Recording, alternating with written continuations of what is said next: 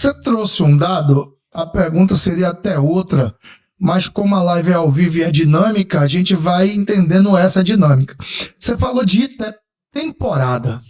Eu qualifico que a pré-temporada é onde o atleta adquire toda a capacidade de passar os outros 10, 11 meses em atividade de alto rendimento. Ok, essa é a parte teórica.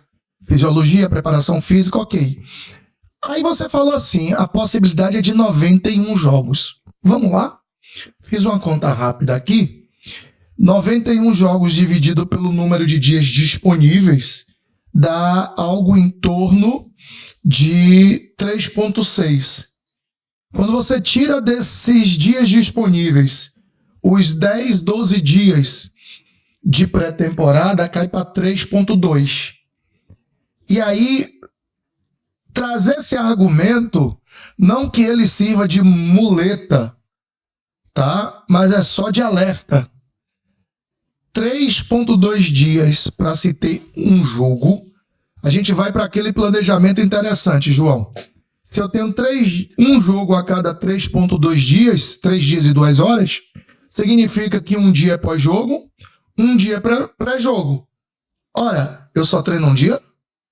No universo de uma semana, eu consigo treinar um dia?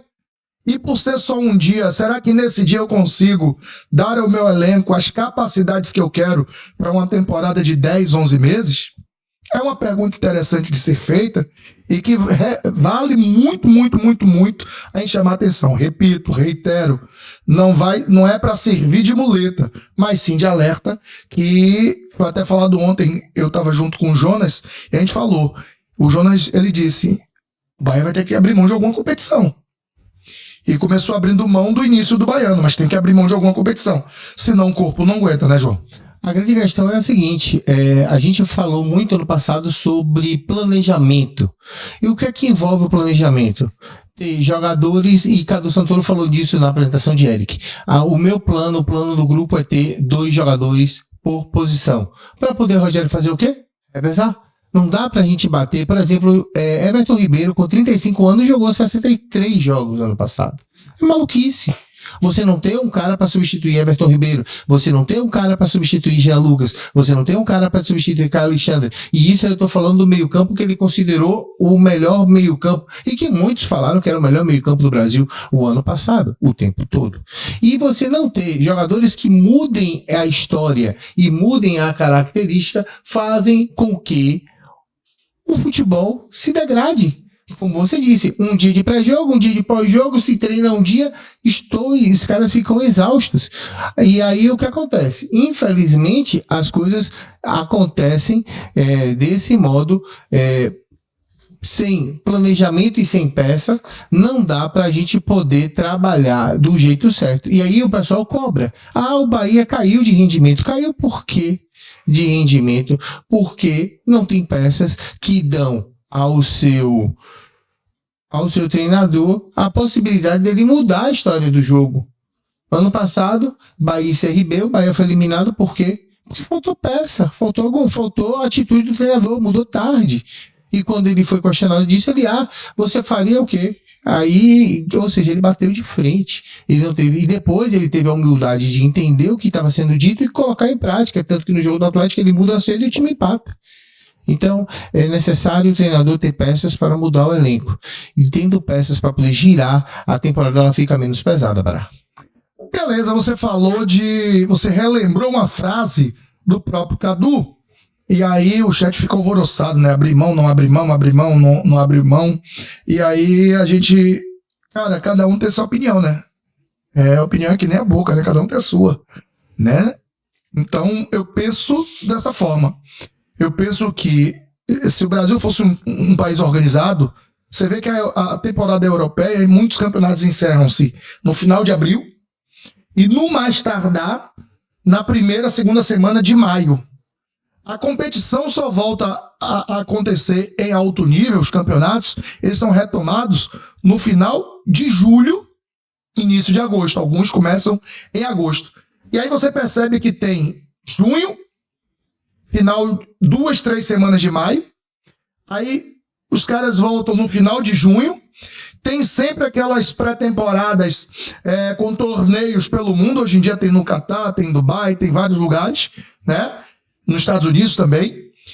E eles começam a temporada, aqueles que classificam-se para as competições europeias, começam em julho, a segunda quinzena de julho. Olha a distância. O cara termina em maio, só vai voltar em julho, 2 meses e meio depois. Tem-se tempo suficiente para se fazer as trocas de elenco, montagem de elenco, ter as férias necessárias e depois uma pré-temporada. E aí é que se começam as competições. No Brasil, não. Você sai de férias 9 de dezembro, volta 9 de janeiro, dia 12 você está jogando. 3 dias depois. E ainda tem gente que acha que é normal, que tem que acontecer. Mas a pergunta é... planejamento, você citou planejamento, você citou a frase do Cadu. Você acha que eles já conseguiram adequar a fala à ação? A fala idealizada à realizada? 2 jogadores por posição? Bahia hoje tem 2 jogadores por posição, João Bahia? Não tem. E assim, a grande questão é o mercado e contratar é uma frase antiga, clichê, a gente sempre ouve. Contratar é um ato de risco. Ah, mas eu vou contratar. O Bahia trouxe Michel Araújo para lateral, não é isso? Para revezar com Juba e com Iago. Na verdade, ele é um volante, meia. Não, ele é um lateral, ponta e meia. Ele é ponta direita que se adaptou a jogar de ponta esquerda, meia esquerda e lateral esquerdo. Ou seja, ele faz as 3 pelo lado esquerdo. Ok, beleza. A gente tem Eric, que é volante de força. Contratamos em definitivo Acevedo. Ou seja, matamos aquela questão da volância para Caio e para Jean. A gente tem Rezende, que pode fazer a quarta zaga e pode fazer também a volância. A gente tem quem mais? O Nestor. O Nestor é um cara que pode fazer de Cauli e de Everton. Mas ainda falta. A gente tá bem servido de pontas. Eric Pulga, Biel, Ademir, Lúcio, e temos 2 atacantes, Everaldo e William José. É um elenco... Você não coloca o Lúcio no mesmo nicho de Everaldo e William, não? Não. Eu acho que o Lúcio é um ponta, um jogador que abre, é um extremo, ele não é um atacante, um 9. Até porque no Uruguai eles são acostumados a jogar assim, né? Ele joga de extremo. Ele joga de lado. Que é o atacante que deriva do meio para dentro. Ele tem a característica de derivar do meio para dentro para poder finalizar com esquerda ou com direita, né? Sim. Então, assim, e outra, para mim, o Luciano Rodrigues, ele começaria a temporada na titularidade. O ataque é ele mais um. Não tem muito para onde correr. Pelo que ele desempenhou no final do ano passado, é Luciano Rodrigues e mais um. Luciano Rodrigues e Ademir, Luciano Rodrigues e Biel, Luciano Rodrigues e Eric Pulga. O que for, Rogério vai ter que dar, entre aspas, vai ter que vestir a sua roupa verde de sapo e dar seus pulos. Ele ganha muito bem para isso. Mas uma coisa tá clara, né? Ele não vai ter... Quer dizer, a gente espera, né? Gente, tudo isso é um imaginário, tá? Porque a gente só vai começar a tecer opiniões abalizadas a partir do momento que esse time for escalado. Exatamente. Eu não posso... A gente, por enquanto, tá só imaginando. A gente tá aqui só imaginando. Né? Qual vai ser o time titular? Por exemplo, uma alteração tá clara. Gabriel Xavier fora. Né? Uma segunda alteração também tá clara, que é a ausência do Tassiano. Então, daquele time base do Rogério, 2 peças estão muito claras que não estarão em campo. E aí é que vem a questão. Quem vai fazer o lado esquerdo da zaga, já que o Gabriel vai estar ausente, ou ele vai manter a ideia dele de Canu ainda pelo lado esquerdo, com o David por dentro, como o zagueiro central. O Marcos Vitor já não jogou a última partida com a garotada. Por conta de protocolo médico, mas ele tá bem, deve jogar. Poderia jogar. Aí você vem do elenco que volta, chamado de principal, você ainda denominou de Prime.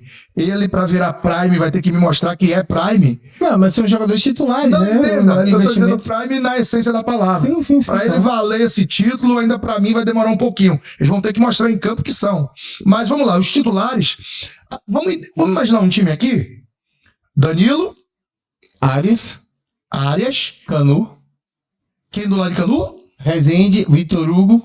Ou um ou outro, você escolhe. Eu colocaria o Vitor Hugo, que é o zagueiro da posição. Pronto, Vitor Hugo. Até porque ele tem uma espada em cima dele, né?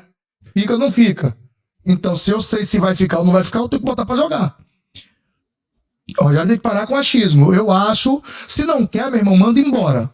Eu penso assim, mas tem contrato. Exploda-se. Exploda-se. A diretoria se vire. Não quer, manda embora. Eu não colocaria Rezende zagueiro. Eu. Como eu não mando no time, então, vamos lá. Pode ser Rezende, ao lado de Canu. Canu e Rezende Juba. E Juba. O meio-campo de sempre. Isso aí é quase.